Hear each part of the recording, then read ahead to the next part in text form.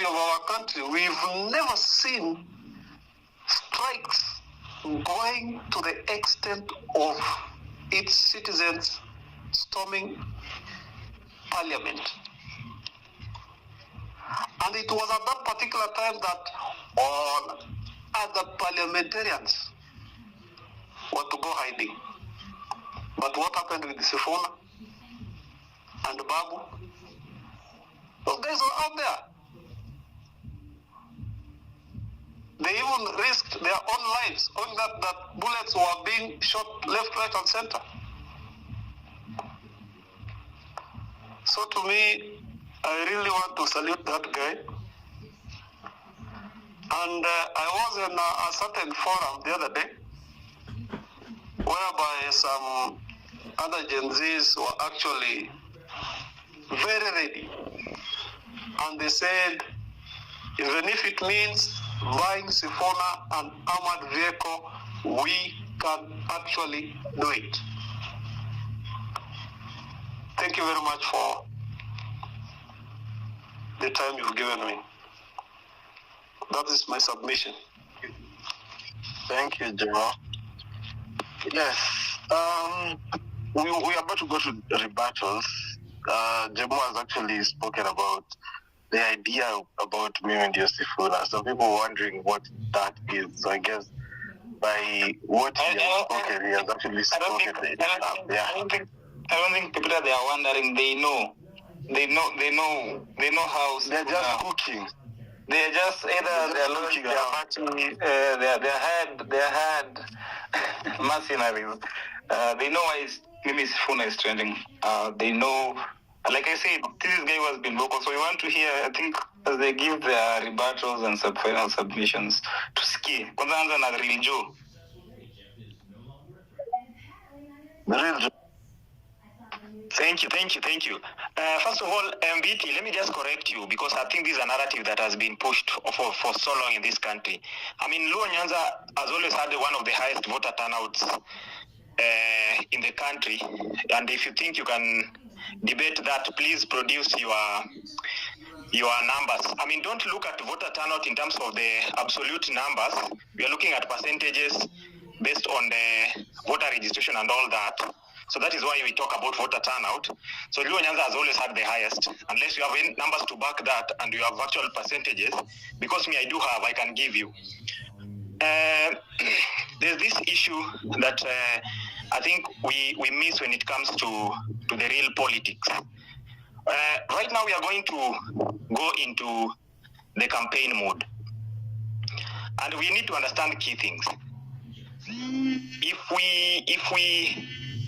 we right now take in whatever happened with, in terms of the Gen Z movement as something that was very iconic and landmark in our country, that is very, very important. It was a very good moment in our country that young people had come out and they were agitating for change and all these kind of things. But today, let me give some narratives that are, let me say the things that have never been talked about, because we have to say them.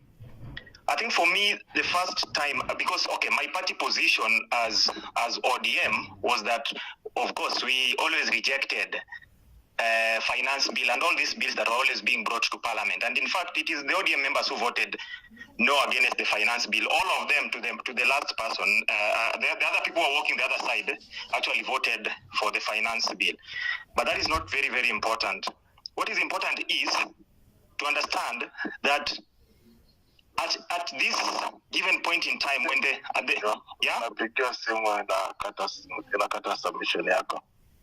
I don't know if you can hear me. Can you hear? Yeah, you need to stop the calls before your submission is very sketchy. Okay. If you can hear me, if I'm not audible, just let me know. But just quickly so that I can. So for us to understand, and this is why I was giving the numbers earlier, BT. You didn't get me very well. For presidential campaign, it is all about it boils down to the members of parliament, by the way. So the number of members of parliament will be able to control. Those are muscles. It is what drives the politics. It's not just about the money. It is also the muscles. And if you look at how William Ruto beat Raila even in Mount Kenya, he had the muscles in terms of the MPs who were vying with his party UDA. That was very important.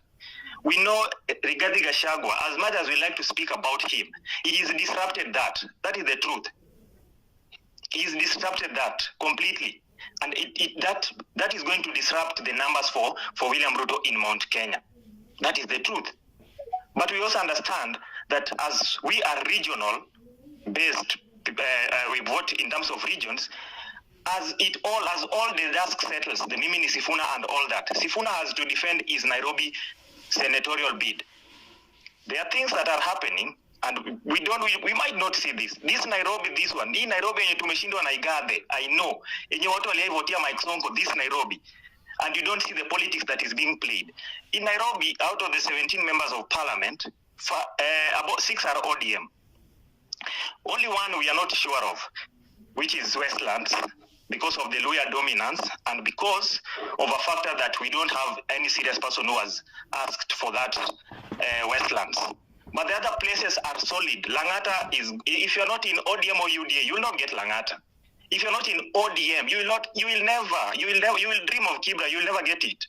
If you're not in ODM, you will dream of Ruaraka, you will not get it. If you're not in ODM, Babu was popular in Embakasi, he's going for governor, but don't forget that 90% of MCS in Embakasi are ODM. Don't forget that. That plays a very key role for you if you're going to play, if you're going for MP position, because it starts at the grassroots. So these are very key things. So Sifuna will have to defend his senatorial bid in Nairobi. By the way, don't forget that 2 weeks ago when the president was having a function in Nairobi, do you know that he had the Jubilee MPs with him in that church? If you remember ile church walikuwa na nini Gladys Wanga. You remember the MP who had raised alarm about the abduction of Muturi's son? And he's a Jubilee guy, by the way. That is politics for you. It is going to boil down to those finer details. And that is where William Ruto is going to beat every other person. Anyway, me, I'm supporting William Ruto. I'm not paid, by the way. It doesn't pay me. The one important thing for you to understand, Mbiti, about this politics, the Gen Zs failed at one point. When Raila said that we need to think about an intergenerational conclave and go for, and even that would lead to a referendum, people saw those as gimmicks. I think this was the time that we were going to, learning from 2005, because the Kibaki side were very confident about 2005. Referendum proved them. At that point in time when Raila was saying this, even Raila was still trying to convince some of us who are in ODM, who are still against the handshake. But you see, the time that has elapsed has made them convince as many people. At that point in time, that this government was still very unpopular. Very unpopular. But a day in politics is such a long time. Something can be crafted. We know that last-minute deals is what made Azimio lose in 2022. We know that. It is the last minute. It is the wishing away of, we wished away Wetangula. I said Wetangula was buried just to be surprised with the results, by the way. We depended on DAPK to deliver Trans Nzoia, by the way. It was highly contested to the last man, by the way. Ruto getting about 46%. That is the politics. So in Nairobi, for Sifuna, he has to defend his seat. So he has to. And by the way, if you want, this thing of ODM is dead. Now Mimi Sifuna has come up. Sifuna is the heart of ODM. Sifuna only had 3 members of parliament in that rally. 3 out of 87 members of parliament that ODM has. He only had Babu Owino. He only had Caleb Amisi, and he only had Osotsi, 3 members out of 87. You want to say that is machinery? Oh, and 1 governor out of 16 governors in Kenya. You want to say that is machinery? That is not machinery. The machinery is, you might think that now because of this wave with the people, I mean, I've known these Gen Zs are not, they are not emotionally attached to these things. They have not invested their emotions in these things. That is why they can easily turn from here to here. But also, as you talk about we, understand that democracy comes in between that you are we. People like us are supporting this side and you're supporting the other side. The only time that we can know which side is popular is through elections. It is why we will always fight for us to have a free and fair election.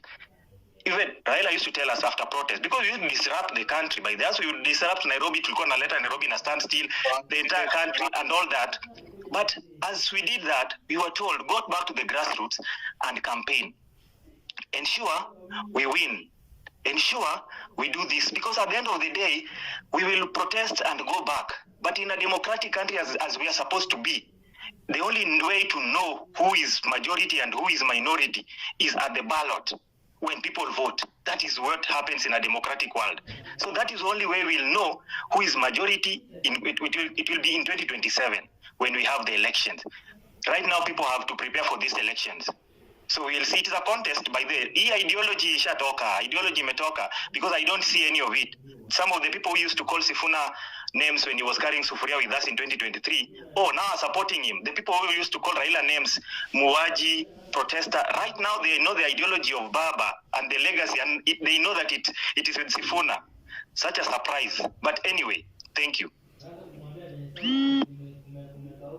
Okay, Aisha, the Joe was getting calls. I'm going to go to Bundi Kirianki, and then if there is any new speaker to join, also Brian was here, also Dr. Mofo wants to respond.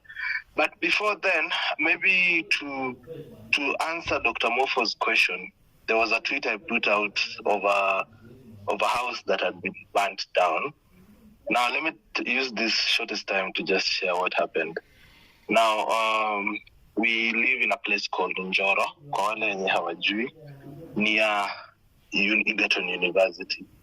So it's a pretty much cosmopolitan, given the fact that people actually are working in the university and students and all that. So unless it was during the election violence, that is in 2007, there has been a relative amount of peace. So we haven't been in that situation. So before even last year, there was no fence in our lower side of our house. And we didn't have a lot of issues, like think about thieves or something. So we had a 2-room store next to our house where we put the maize that we made, because we had, kama mmekuwa na shamba, watu wenye mko na farm home, mnajua kwamba kuna rat infestation. So to avoid rat infestation, my mom came up with the idea that anakuja na ndio, that is the drums, zile za 210 liters. Anaweka mahindi hapo ndani, and then anaseal na kifuniko. So in that way, the rats can't access the maize. So that happens. We have like 3 of those drums there. Now, this is why we have 3 full drums of maize. 1 week ago, my mom, I talked to my mom again. So I called my mom, and she tells me that they have been robbed. Watu waliingia kwa shamba wakachuna mahindi, so they had to do early harvesting. So walichuna wakuja kaukia kwa nyumba. So that maize was now in the store. And then in that store, behind the store, there's a chicken coop where we have about 10 to 20 birds there. And in front of the coop, there is a drum of water, a 5,000-liter drum, because in the farm, if you've been in Nakuru, you know it's dry.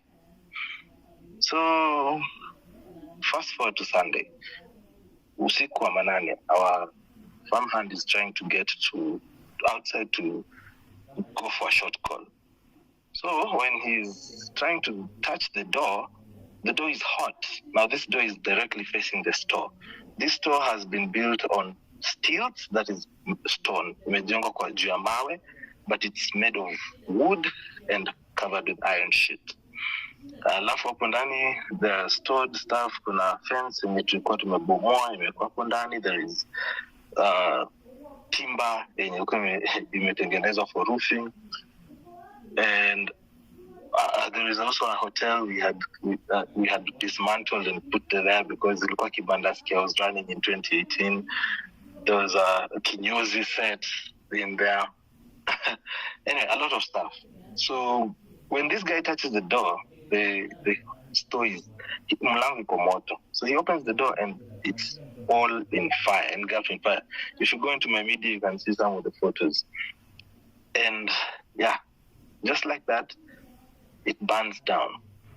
So we burns the whole wood. And it was a big inferno that nothing was salvaged. Everything burned down. This is the same place where we put our farm tools. All the farm tools, from koleo to rakes to jembes.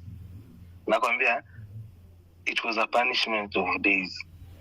So yeah, anyway, I had to travel back home. I'm actually speaking to you via my Bluetooth set headphones from home because I couldn't run away from. I can't stay away from home. I think for at least this week I'm gonna be around. Because first of all, I don't know who attacked the house. I have no idea. I don't want to speculate. We haven't received any threats. My parents are not active in any form of politics or any village. In fact, my mom is retired. Is a retired nurse who farms, and my dad is a retired businessman who has been out of work for more than 8 years.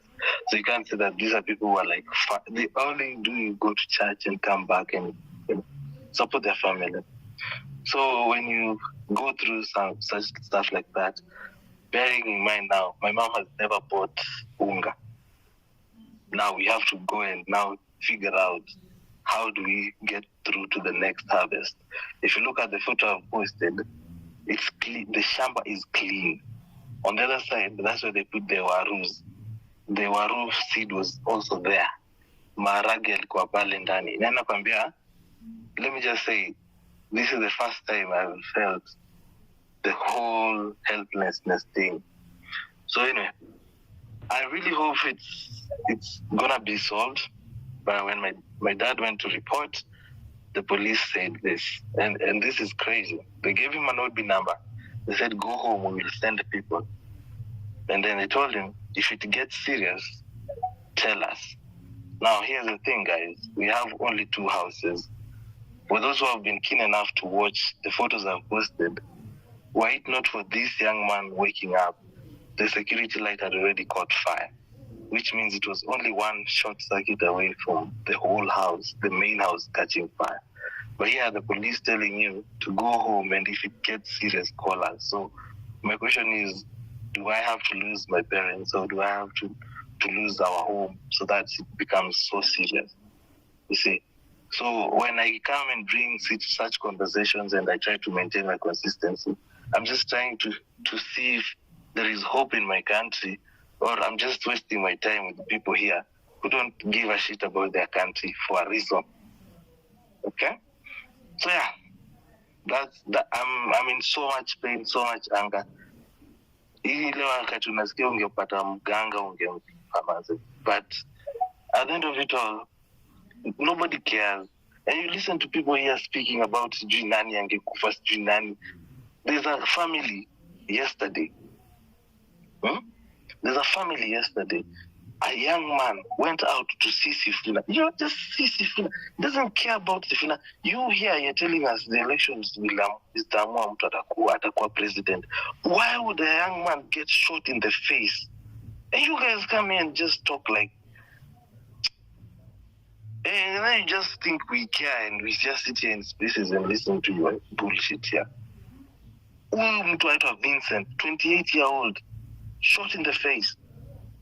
So that you can pan to Mombasa. Kwani mwezi zima TV mpeleke Mombasa. Anyway, Dr. Mofa.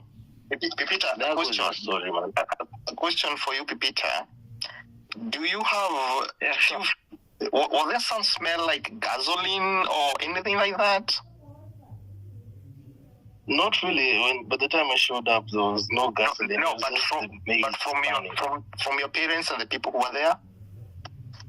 No, not really. Not really. Okay, I'll tell you what happened. I'll tell you what happened with the police. So what happened is you reported. So what happens is once you've reported, the OCS has to take the OB book and has to assign certain officers to investigate, which happens at the end of the duty or early in the morning at the duty. So for me, if I were you, I would go back so that we find out who has been assigned that case. That's number one. Because the guys you find there are the OB relatively junior, right? So they will not do too much.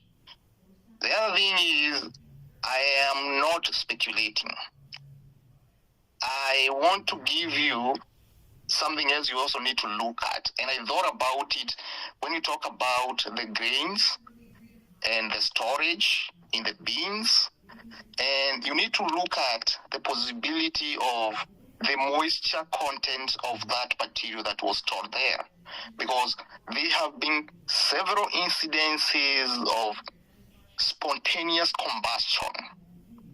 And I'm saying this with authority because I've been involved in processes of fermentation, microbial activities, and how fire ignites. So also look at that. Maybe something you've not thought about, but also think about it.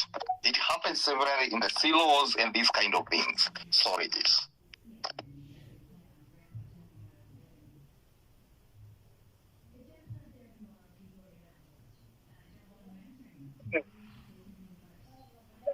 Yeah, let's listen from Brian.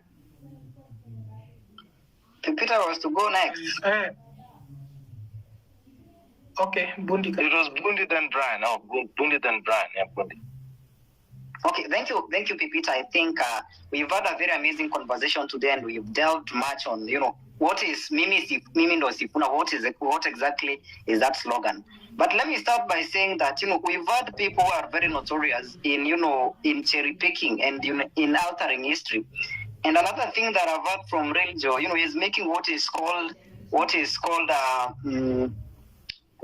sour grape analysis. You analyze one part of history because of, some prejudice against the individual. And that is actually a very bad thing. We must be very holistic in our analysis, especially in spaces whereby a lot of people are and can verify what you're saying. Another thing is that you shouldn't have the incentive of tinkering with history. It's there. You cannot revise it. And if you revise it, we'll be there to analyze part and understand where you are speaking. So, when people are saying about this brand, I gave it analysis on 4 planks. Number 1, ODM's orientation. Number 2, that youthful verve that he refuses. Number 3, the ability to mobilize across regions and across tribes. And number 4, the future part of it. In my observation, I think we need to think more about the future than the past, because we want to take Sifuna into a region, or you want to tell him that he needs to have a regional backing, or a tribal backing for him to be a force to be reckoned with. But let me say that we have been having these conversations each and every time here, so that at least we can move out of this tribal mindset. We can move out of this acne political mobilization that we've been having for far too long. And that is, I think, the reason why people say that Rigathi Gachagua was impeached, because of liking of his region. But again, I'm hearing some people here coming out and saying that he doesn't have a region. Which is that region we want him to have? Why is it why is it that we are so much engrossed in politics, which politics that have been of deceit, politics of the past in this nation? I believe that we really need to embrace these young leaders who are coming out to advocate issues that are national, who are coming out to have this national mobilization, other than these leaders who are condensing us to our tribal bailiwicks, or to our areas where we come from. So I think I view Sifuna as part of and parcel of this new younger force of leaders who are tired of what has been happening in the past, and they want to broker a future that every person will be proud of. Another thing that I would like to say is that a person would say, why is he coming out this time? Remember, William Ruto's, in his calculations, he knows that there are those regions probably that he has lost a lot of support, and there are those regions that he can capitalize on. And if a person would think that Sifuna would in any way think of joining such an alignment, you're basically wrong, because Ruto has just he is politically emaciated in some sense. He is politically emaciated. Most of the regions that made him to succeed in 2027, and not only regions, but also even people made him to succeed in 2022, have already left that ship. So currently he's exposed. He is trying to patch ODM so that he can get a support from a cohesive ODM. But we are seeing a party that is divided right in the middle. So Sifuna can do a cost and benefit analysis of any political decision that he's gonna make, and I believe that he must be looking about the future. He must be looking about about what is going to come in 2032, going forward. Because number one, he has an advantage of it. That is number one. That is evident. Secondly, he has an advantage of voice. Is it me or you? Yes. Okay. No, I think your network was bringing some latency. So okay, continue. Okay, I've said that number one, he has an advantage of age. That is given to him. Secondly, he has an advantage of voice. He can speak eloquently on very many issues. And number three, he has an advantage of, an ideology, because we have been running politics which are devoid and bereft of ideologies and values. And what is coming out from him is consistency of opinion, views, thoughts, and takes. That is what is defining Sifuna's political, this meteoric rise in politics. And I believe that if he were an honest politician, which I think he isn't, if he were a calculative politician, he would do a cost and benefit analysis on what is going to happen if he signs with Ruto, or if he goes, if he styles himself as an independent-minded politician with ideologies, with views, and with a backing, with this organic backing of young Kenyans. Because Pipita, going forward, this issue of, from you are coming from Mount Kenya, you're coming from Luo will not take a lot of, will not be, used for politics, because we are having a country whereby there is a lot of integration which is coming out from these young Kenyans. And once they integrate, they share opinions, they cross-pollinate their thoughts, and you are going to build a country which is cohesive regardless of where you come from. So I think Sifuna is going, for the kill. He is on the right side of the history, and people should not come here to dismiss him, because there are those guys who like to dismiss people. You don't have this. We know them. We know how they do it. But at least we must be proud that we are having a person who is sharing the opinions of majority of the people, because we are contesting about a government that can kill people. Basically for coming out and joining Sifuna yesterday. We have a government that can kill people because of saying no to finance bill. We have a government that can kill. I really believe that we must be honest with ourselves, that this is a government that has completely failed. And if you are speaking the language of the people, if you're speaking the language of young Kenyans, because honestly, today maybe Ruto will get votes from the young Kenyans who received Nyota from him. I don't even think everyone will vote for him from that portion of people. So going forward, I believe that we are changing the politics of the country, and we must emulate this. We must emulate where we are going. We've been stuck to this past, and we really must break from this past, have a country that politicians are identified by values, and have a country whereby every life of Kenyan matters. And even as I learned, Peter, I want to say this, the lines have been drawn. It's very evident. The lines have been drawn. You can assume a position of neutrality, but we can tell from the political zeitgeist in the nation currently that the lines are completely drawn. It's either you are pro-Ruto or anti-Ruto. There is nothing like neutrality. And so those people want to say that Sisi Atuko. No, you can't be lukewarm. Even Bible says so. So this is an election which a lot of dynamics will come into play. We have, this new demographic of young Kenyans coming into play. We have, a lot of issues that will be discussed. But when it comes to these ideologies, I think Ruto has flatly lost it. And that is why I said that it is a mathematical impossibility for him to win election in 2027. Thank you, Pipita. I yield. I want to tell you guys that moving forward, I will be supporting my presidential candidate. Mbiti najua huyu huwezi jua ni presidential candidate, but huyu atashinda. Mimi najua mnaongelea Ruto, sijui mnaongelea Maraga, mnaongelea Urutata. My presidential candidate is none other than Eliud Owalo, a visionary man. But these are jokers. Nakumbuka election ya TZ ilikuwa na list fulani mrefu hivi participant. I'm seeing 2027 kutakuwa na like 10 or 12 presidential candidates. I don't know how much to bet, about 12 or 11, but I think hapo ndo kutakuwa. So Owalo is there, we have Boniface Mwangera. Let me now give you guys option. Mwache kunisumbua hapa na Rigathi. Wacha niwapatie watu wenye mnaweza pigia president kura. Kalonzo Musyoka, Rigathi Gachagua, William Ruto,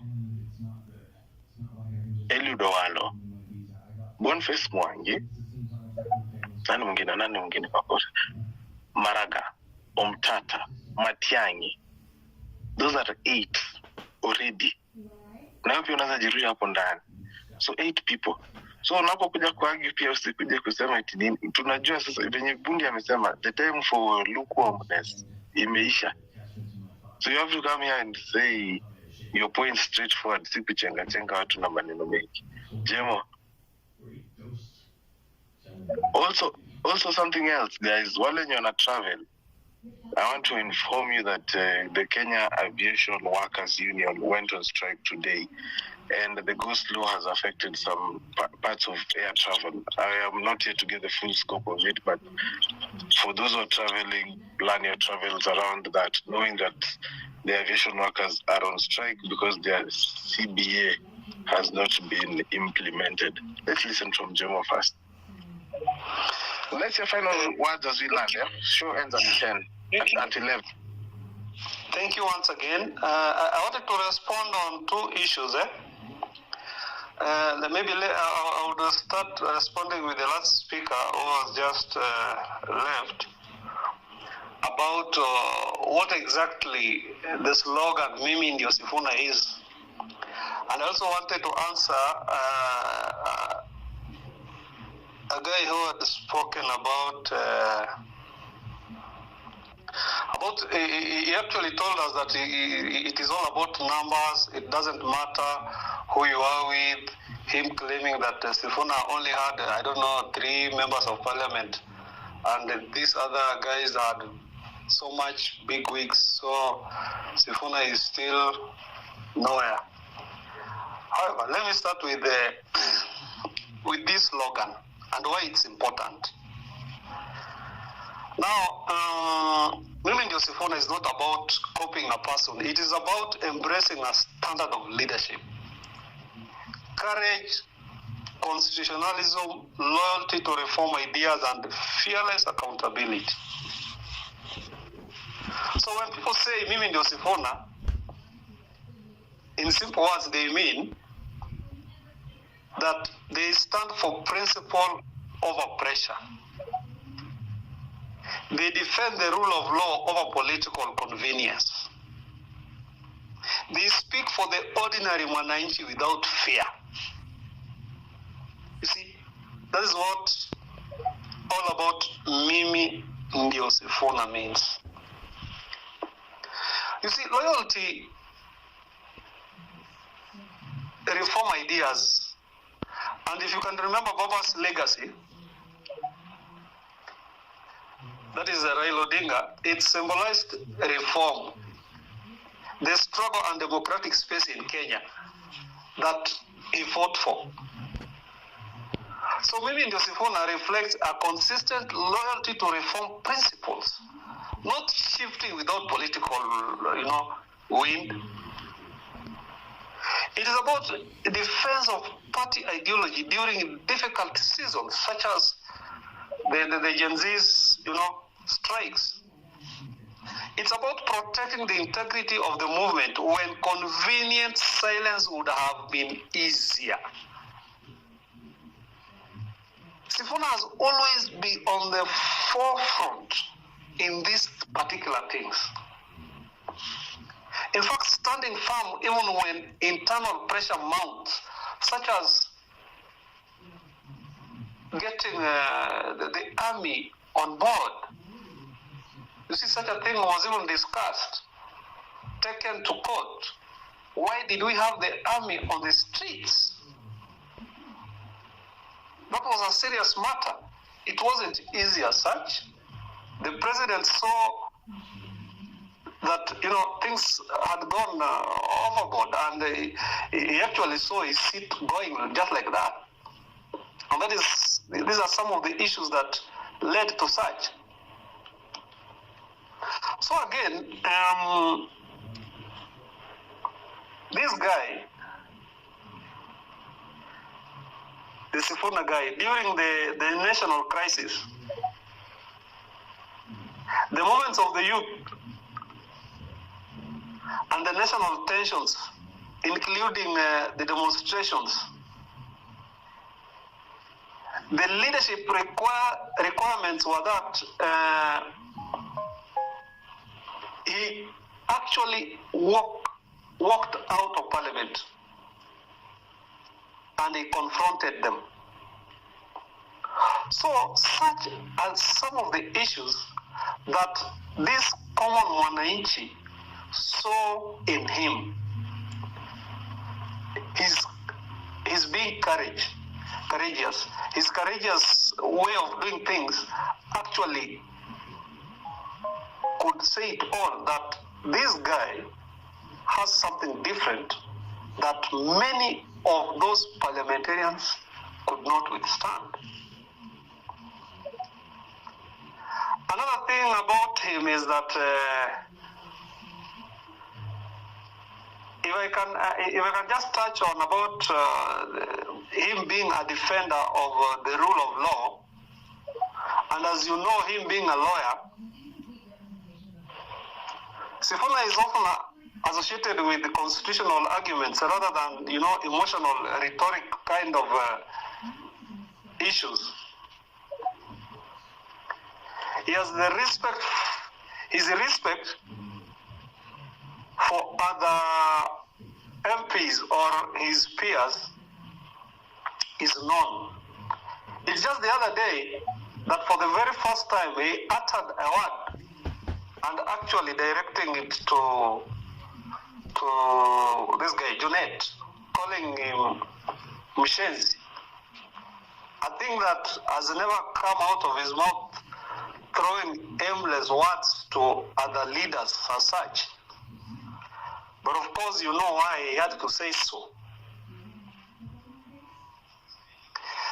Another issue is that he is a very bold critic guy of the government. His willingness to challenge executive authority publicly, addressing unfulfilled commitments, including the government's 10-point agenda. In fact, the one that he himself drafted. He is known for being bold enough. It's not easy for one just to confront a president and tell him, you know what, it can't work like that. So this is a guy that can actually demand in front of a sitting president with a lot of clarity, asking him and actually telling him, this is what was supposed to be done. One additional concrete pillar on what mimi ndio sifuna means.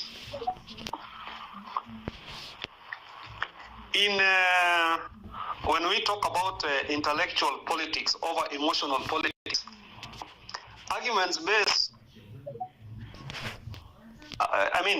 the arguments that are based on law and facts, the structures that are debated rather than just slogans as they may be seen or be